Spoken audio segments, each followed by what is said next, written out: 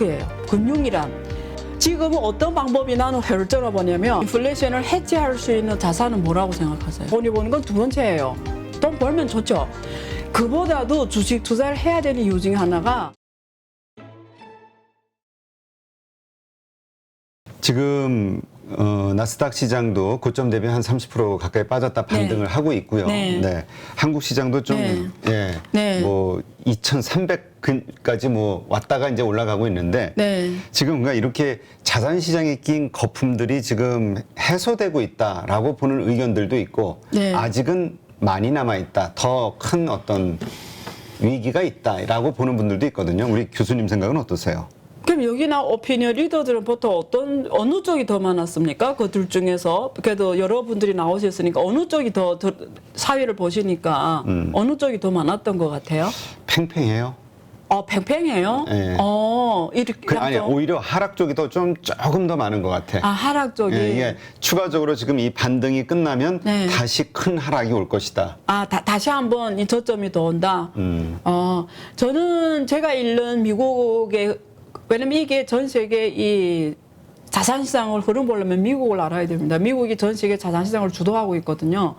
자, 지금 우리 미국 입장에서 한번 봅시다. 미국은 지금 급하게 금리를 올리고 있어요. 그래서 올해 말까지 한 3.5%까지 지금 갈 예정이에요. 이거는 코로나 이전보다 훨씬 높은 금리 수준입니다. 그렇죠. 근데 왜 이렇게 빨리 올리겠어요? 이렇게 공간을 만들어줘야 내년에 경제가 나쁠 때 돈을 풀거든요. 근데 또 내릴 공간을 또 생기는 거죠. 그래서 지금 제가 읽는 미국의 흐름은 이렇게 올해 몇 번의 이 빅스텝으로 높여주고 내년에 경제 상황이 정말 안 좋다 이러면 돈 풀 거예요. 또 풀 거예요. 다시 또 돈을 풀면 자산시장은 바로 올라가거든요. 그리고 그동안 올라갔던 자산시장을 한번 정리 끝났거든요, 지금. 한번. 왜냐면 자산시장이 계속 올라가면 미국 경제가 못 가요.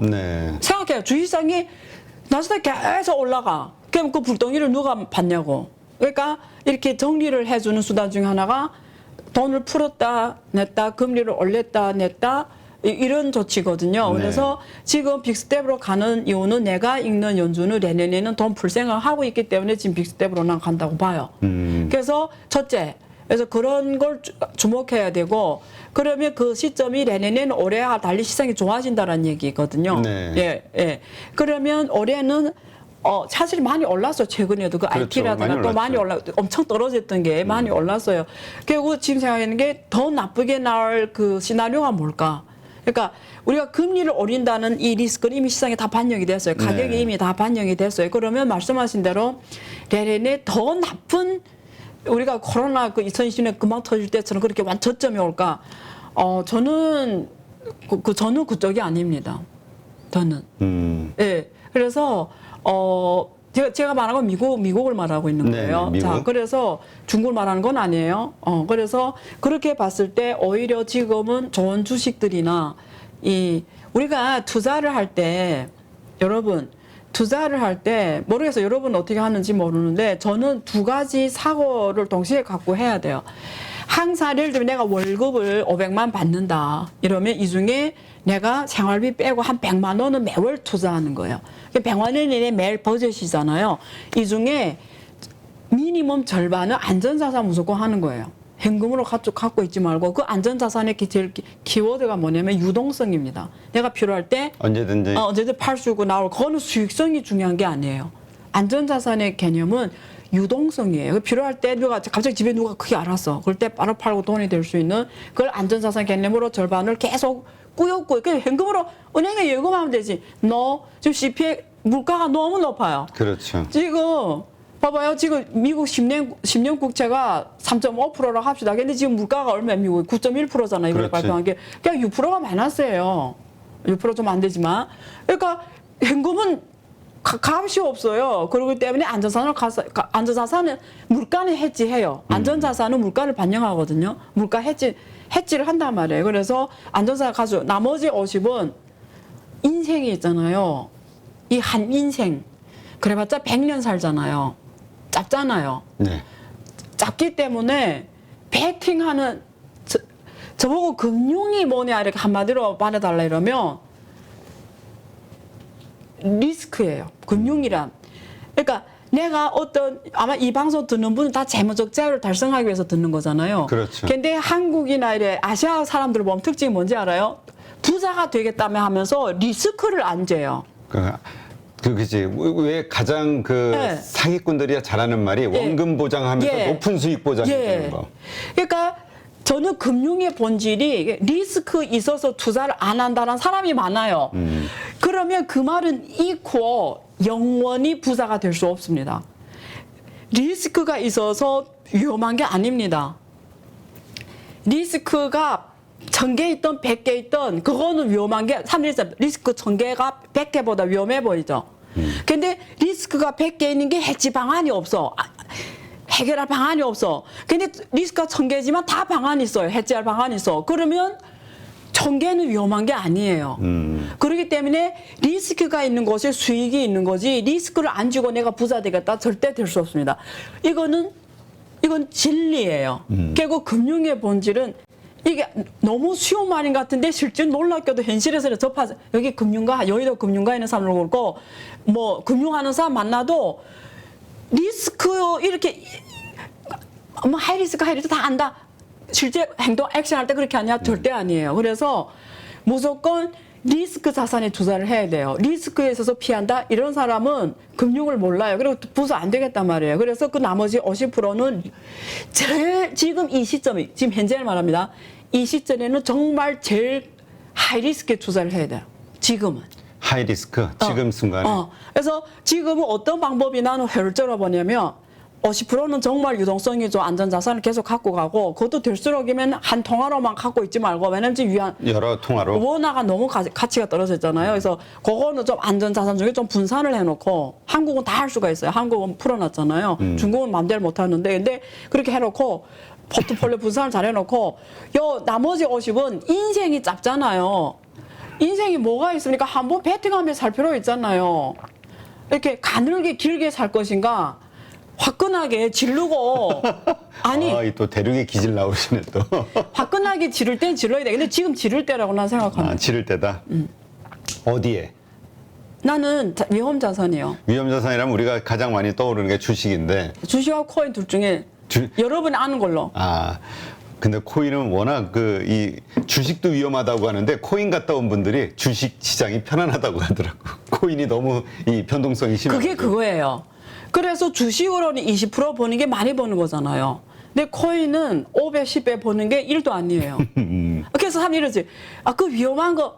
그냥 이제 말했잖아요. 그러니까 본질이 뭐죠? 리스크 테이킹 하나의 본질이에요. 근데 그 리스크를 당신이 만약에 해지 방안이 있다 이러면 관리할 수 있다 이러면 그걸 해야 된다는 거지. 지금 그렇다면 많은 분들이 주식에 물려서 이런 생각을 하시는 분들이 있어요. 내 본전만 오면은 팔고 떠나리라. 내가 진짜 이 와가지고 온갖 세계 경제 걱정을 다 하고 오늘은 저녁에 우크라이나 걱정, 내일은 미국 걱정, 모레는 중국 걱정, 3일 후에는 대만 걱정. 내가 이게 뭘 돈 벌게 투자한 거는 한 30%, 40% 마이너스인데 그러다 보니까 본전만 오면 가야 되겠다. 이런 마인드 가지신 분들이 있던데. 근데 제가 요즘에 저도 지금 이 나이 되니까 이 나이가 좋더라고요. 나는 옛날에 우리가 나이가 어린 게 좋다고 하는데 저는 아니에요. 이게 본질이 보여요. 모든 본질이. 근데 이제 정말 그 재미있는 말씀인데 보통 그렇게 생각하잖아요. 근데 여러분 생각해 만약 주식 투자 안 했다고 생각해봐요. 여러분은 무식한 사람이 됐어요. 세상에 아니 내 왜 애들한테 주식 투자 성균관대 애들한테 주식 투자하는지 알아요? 무식한 돈을 버는 건 두 번째예요. 내가 말하는 게 돈이 버는 건 두 번째예요. 돈 벌면 좋죠. 그보다도 주식 투자를 해야 되는 이유 중에 하나가 내가 무식한 인간이 안 돼요. 이 세상의 흐름하고 내라는 이 사람이 성장해요. 같이 가요. 그냥 당신이 눈빛과 당시 한번 자기를 내 나이 된 사람들 이제는 만나면 얼굴이 달라지잖아요. 젊었을 때 제가 미녀였는데 지금 되게 못생긴 사람들이 있어요. 얼굴 보면 멍하고 이렇고. 근데 주식 투자한 사람들 보면은 또 이름 조금 오해를 할 수 있는데 제 말은 뭐냐면 이게 주식 투자 장점이 포인트 여기에 있는 거예요. 장점하면 거시경제 흐름이라든가 기업의 흐름이라든가 어떤 내 인생의 많은 것들을 같이 하면서 내 머리가 치매가 안 오고 내가 젊어져요. 왜? 계속 공부를 하거든요. 근데 만약에 이런 투자를 안 했잖아요. 그러면 아침에 회사 가고 월급을 요만한 거 받아서 밥 먹고 살고 회사 가고 밥 먹고 사고 이런 삶을 살겠습니까? 그러면 치매도 빨리 오고요. 사람 빨리 늙고요. 그래서 이제는 서울대 나오고 뭐 북경대, 청와대, 하버드 나오는 게 하나도 안 중요해요. 누가 위너인지 아세요? 평생 공부하는 사람이 위너예요. 결국 지금 나만 부지런하면 유튜브라 이런 포함해서 SNS가 있기 때문에 나만 부지런하면 내가 세계 최고 전문가가 될 수 있어요. 옛날로 달라져서 옛날에는 국가 간에 개방 다닌다고 가기도 힘들고 교통도 없고 인터넷도 없고 이럴 때는 하버드에 가서 공부하는 게 왜 중요한지 알아요? 세계 최고 똑똑한 사람들을 만나고 거기서 최고의 정보를 받으니까. 이제는 그런 시대가 없어. 그래서 저는 대학보다 중요한 게 평생 공부하는 자세. 그겁니다. 그리고 젊어져요, 공부하면. 네. 예뻐지고. 근데 예뻐졌잖아요. 원래 예뻤어요. 아, 진짜요? 그건 모르겠고. 네. 아니, 근데 네. 지금 이제 말씀대로 지금 질러야 될 때다라고 말씀하셨지만. 내 보기에는 될수록 최고의 리스크가 있는 걸 지를 때. 근데 지금 환율, 인플레이션에 대한 걱정, 그 다음에 환율에 대한 걱정. 왜냐면 지금 우리가 1310원, 이 달러, 이게 경제 위기 때 환율이란 말이에요. 네, 맞아요. 이러한 환경에서도 투자하는 게 맞느냐에 대한 고민이 있으신 분들 어떻게 해야 될까요, 생각을? 인플레이션이 지금 높기 때문에 투자를 해야 되는 거예요. 대표님, 인플레이션 한국도 지금 6% 넘어가죠. 아니, 그러니까 이 돈의 가치가 떨어진다는 측면에서 뭔가 자산을 사야 된다는 데는 동의가 되는데 네.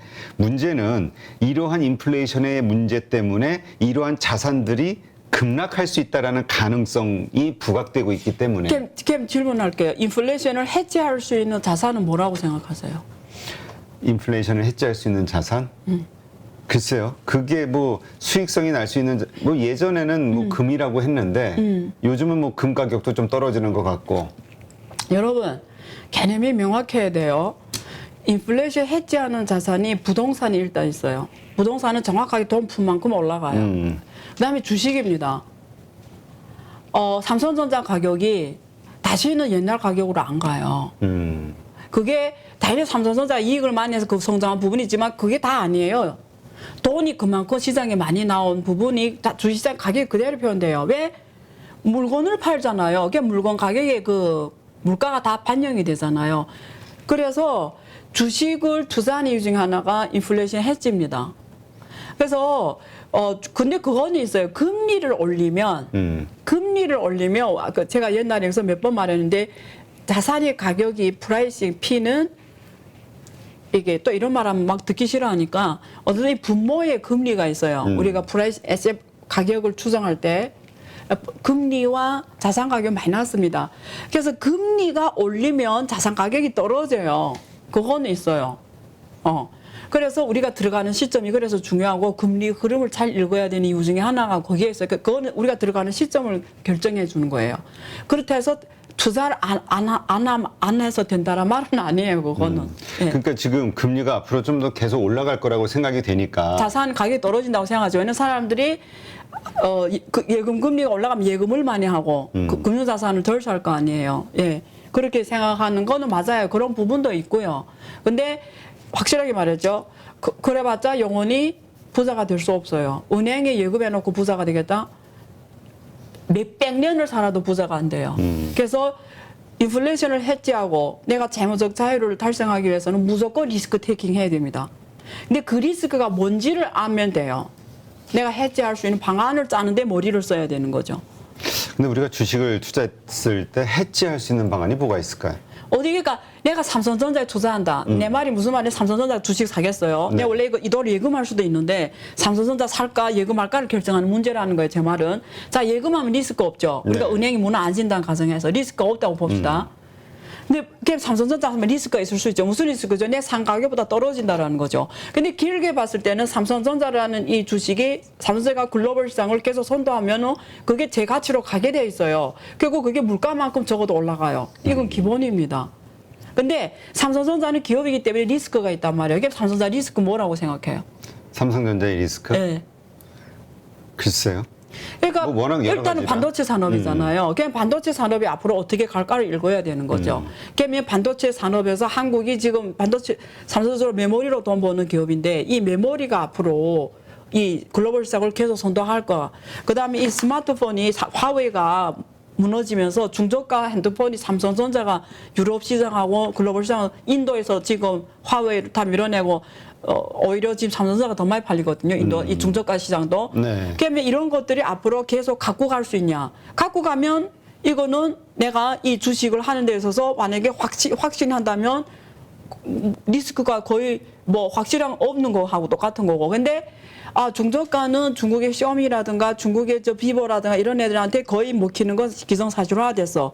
그럼 이거 리스크란 말이야. 이럴 때 삼성전자가 그 다음에 먹거리로 뭘 할까? 그걸 가서 봐야 되는 거예요. 근데 그게 자기 보기에는 그 삼성전자의 스토리로 봤을 때 그게 충분히 실현 가능하고 할 수 있다고 생각하면 그거는 미래 성장에 베팅하는 거기 때문에 투자를 해야 되는 거죠. 그러면 이런 식의 분석을 말하는 거예요. 리스크라는 건 무슨 뜻이냐면 불확실성을 말하는 거예요. 내가 올라간다고 생각했는데 떨어질 확률을 말하는 거예요. 이거 불확실성을 우리가 리스크라고 하거든요. 근데 그 불확실성을 내가 줄여야 된다는 건 내가 많이 알고 거기에 대한 대비책을 구해야 된다는 말이에요. 네. 네. 자, 그렇다면 지금은 질러야 될 때라고 말씀하신 것과 관련해서 네.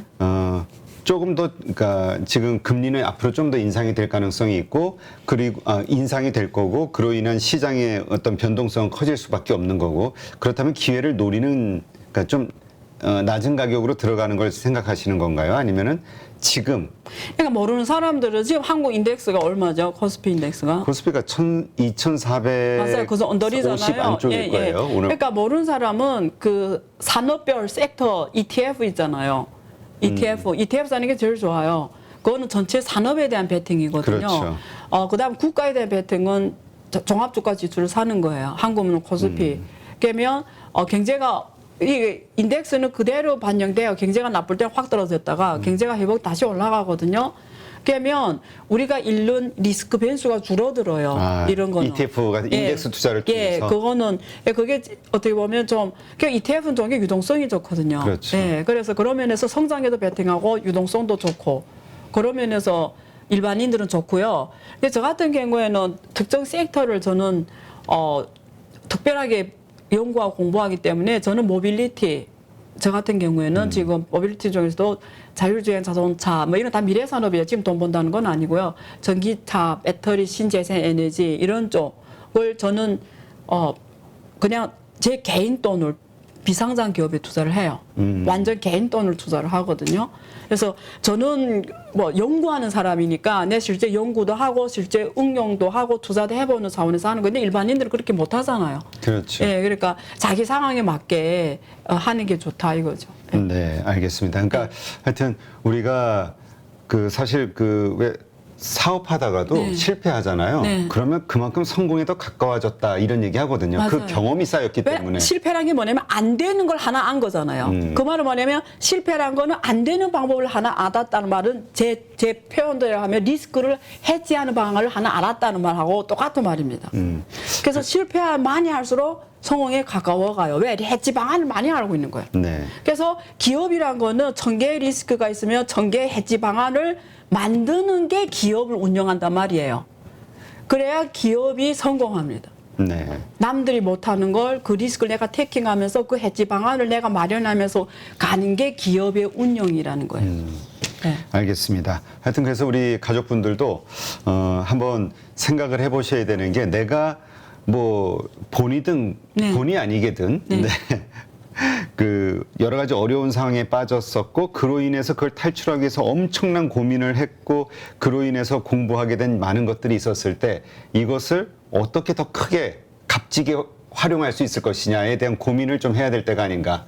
쉽게 이것을 포기하고 가기에는 또 그동안 시간과 노력과 이 마음고생이 아깝다는 생각이 들어가지고 네, 알겠습니다. 투자자의 우리 기본 자세에 대해서도 한번 좀 배웠던 것 같고요. 네, 오랜만에 또 이렇게 안 교수님 모시고 여러 가지 이야기 나누니까 좋군요. 네. 네. 좋았죠? 네, 좋았습니다. 제가 영양제 하나 더 드릴게요. 알겠습니다. 네. 오늘 이렇게 좋은 인사이트 함께 해주신 성균관대학교 중국대학원 안유아 교수님 감사합니다. 네, 감사합니다. 누구나 1시간 안에 200개 종목에서 좋은 종목을 고를 수 있는 그런 능력을 배양할 수 있도록 제가 도와드리려고 그렇게 하고 있습니다.